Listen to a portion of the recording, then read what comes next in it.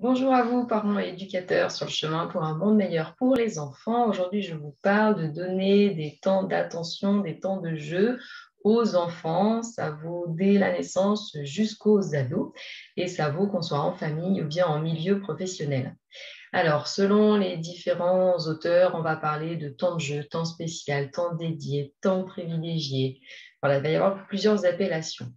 Donc, je vais vous décrire ici ce que moi, je vis comme un temps spécial et qui va se rapprocher plus du temps particulier de Patty Whitfleur. Et aussi, je vous parlerai du temps de jeu.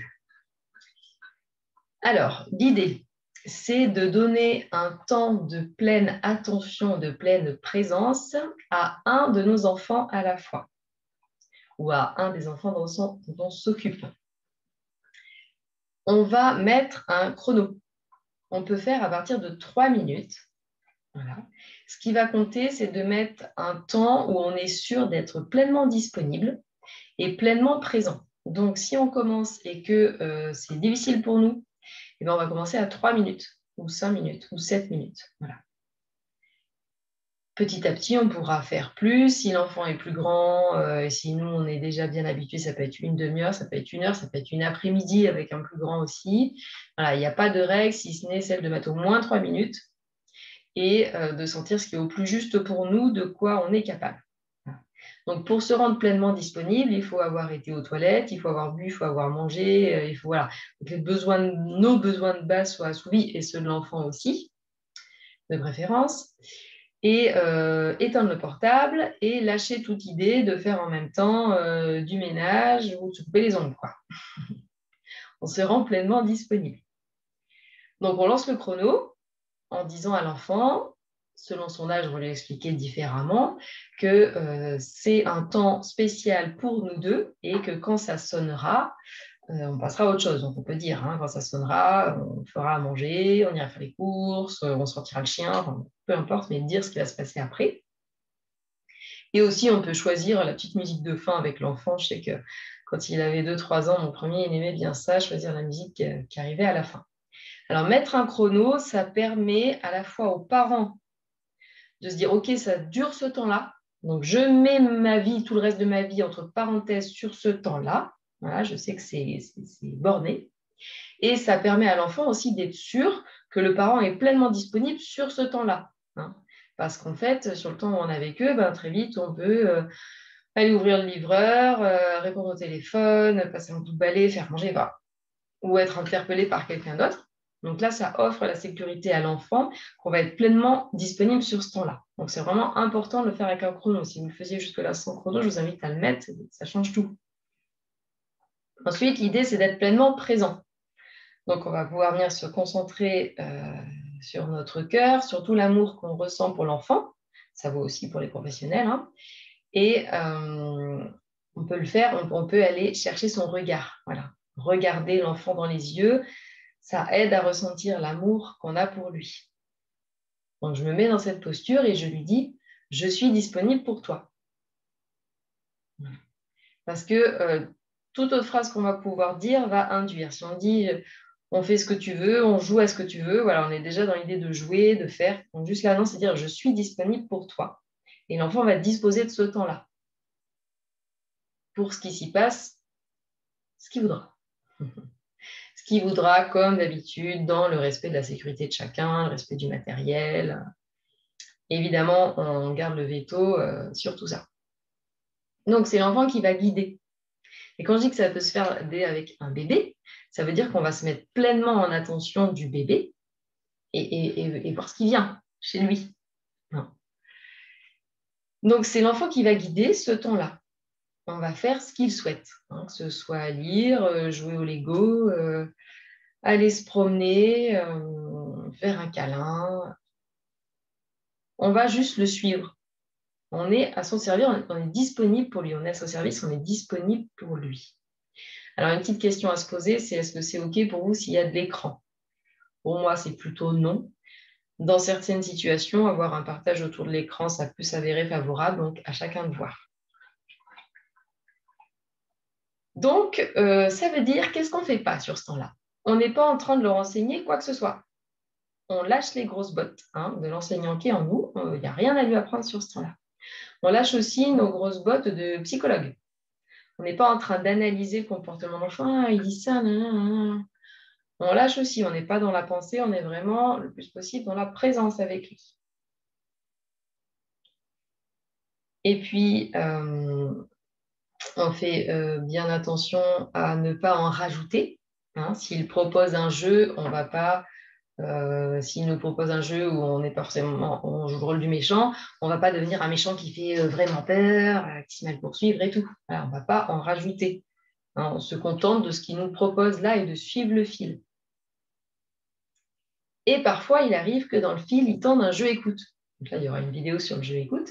Et bien là, hop, on suit, évidemment, super occasion. Et puis, l'enfant, quand on lui donne ce temps-là de manière régulière, il sait que c'est un temps où il va pouvoir s'exprimer. Et donc, il est possible qu'il vienne rejouer des situations délicates dans ces moments-là. C'est tout à fait normal. C'est sa manière de guérir. Donc, on le laisse guider, c'est hyper attentif, on lâche tous nos grosses bottes, on fait le mieux pour s'accueillir, nous, dans l'état où on est. Hein, donc, je m'accueille, peut-être que là, j'ai pas envie. Mais en fait, j'ai décidé que j'allais le faire quand même, donc je m'y mets. Là, je suis encore préoccupée parce que je viens de recevoir une grosse facture des impôts. Voilà, je sais pas, je me regarde dans l'état où je suis, j'accepte. Ok, c'est comme ça. Mais là, tout de suite, je suis là, je suis pour mon enfant. Hein. Donc, c'est parti de moi pour l'instant. Je les laisse de côté, je les retrouverai sans aucun doute après. Quand ça sonne la fin, eh bien, on propose un câlin à l'enfant. Propose, hein, on n'oblige pas.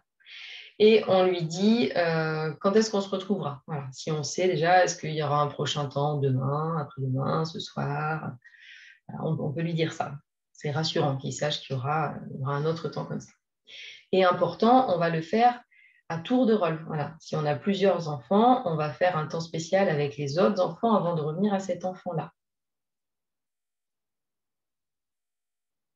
Ensuite, qu'est-ce que je voulais vous dire sur ce temps-là on le fait chacun leur tour, je vous l'ai dit. Alors, à quoi ça sert? Eh bien, ça sert à augmenter la connexion entre l'adulte et l'enfant. Et donc, ça sert à augmenter la confiance à la fois dans la relation et la confiance en lui de l'enfant. C'est aussi des temps d'écoute, parce que l'enfant, comme je disais, va pouvoir apporter des choses qui vont lui permettre de guérir des situations difficiles. Ça a plein de points positifs et c'est très préventif aussi des comportements inadaptés. Hein. Le fait d'établir vraiment cette connexion et cette confiance, ça donne un espace pour libérer des choses de manière sereine, tranquille, où il peut se passer aussi dans ce temps spécial des moments plus agités, on peut arriver à devoir écouter des émotions, il n'y a pas de souci, mais c'est pour dire que c'est un préventif aussi en fait. Et des fois, ça peut être en curatif.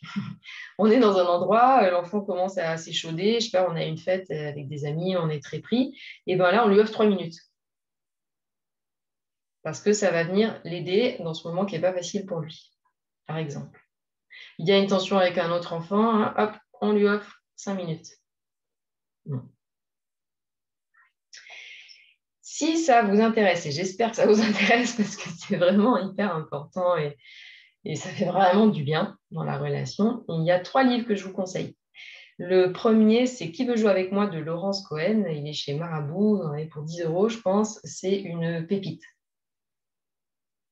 C'est un docteur qui utilise ça, le jeu écoute, voilà, qui donne du temps. Et ça sera plus proche du jeu écoute, mais déjà, ça va vous mettre sur la voie de tout ce qui est temps à partager avec l'enfant et tout ce qui peut venir par le jeu. Et il y a le livre aussi d'Aleta Solter, Développer le lien parent-enfant par le jeu. Et si vous lisez l'anglais, il y a Listen de Patty Wipfler. Si vous ne lisez pas l'anglais, vous pouvez chercher sur mon site Patty Wipfler et vous trouverez un petit livret qui s'appelle À l'écoute des enfants qui pourra déjà vous mettre l'eau à la bouche. Voilà, donc ce n'est pas des livres spéciaux sur les temps spéciaux, c'est des livres sur les temps de jeu et comment, par le jeu, le rire, l'attention, l'écoute, on va pouvoir aider les enfants. Et ce que je voulais vous préciser aussi, c'est que donc, pour faire ce temps spécial, il faut être pleinement disponible pour un enfant. Sauf qu'il arrive bien souvent qu'on s'occupe de plusieurs enfants en même temps. Et bien à ce moment-là, nous, ce qu'on fait, c'est un temps de jeu. C'est la même chose, Sauf que ce n'est pas du tout pareil parce qu'en même temps, on va devoir gérer les besoins d'un autre enfant. Voilà. Donc, en étant à la maison avec mes 2 fils de 2 ans et demi et 6 ans, eh bien, le matin, je leur offre un temps de jeu parce que je ne peux pas leur offrir un temps spécial. Je ne peux pas garantir que l'autre n'aura pas besoin de moi sur ce temps-là. Au moins de le mettre devant un dessin animé, à chacun de voir, ou de le mettre, voilà, vraiment, de trouver une tâche, et ça dépend évidemment de son âge. Et donc, le temps de jeu, c'est pareil, je vais lancer le chrono, je vais dire, voilà, on fait ce que tu veux. Et il va pouvoir aussi inviter l'autre enfant à jouer avec nous. Sauf que c'est vraiment celui qui est désigné qui va guider, qui va mener. Donc, ça fait aussi beaucoup de bien. C'est juste que la petite subtilité, ça ne garantit pas la pleine disponibilité pour cet enfant-là. C'est aussi quelque chose de super à faire, j'y pense, le temps spécial, pour le parent qui rentre du travail, qui rentre le soir.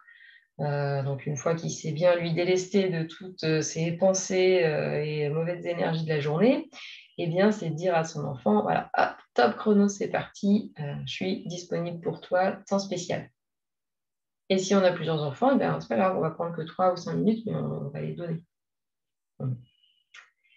Et bien voilà, j'espère que ça vous a donné envie de vous y mettre.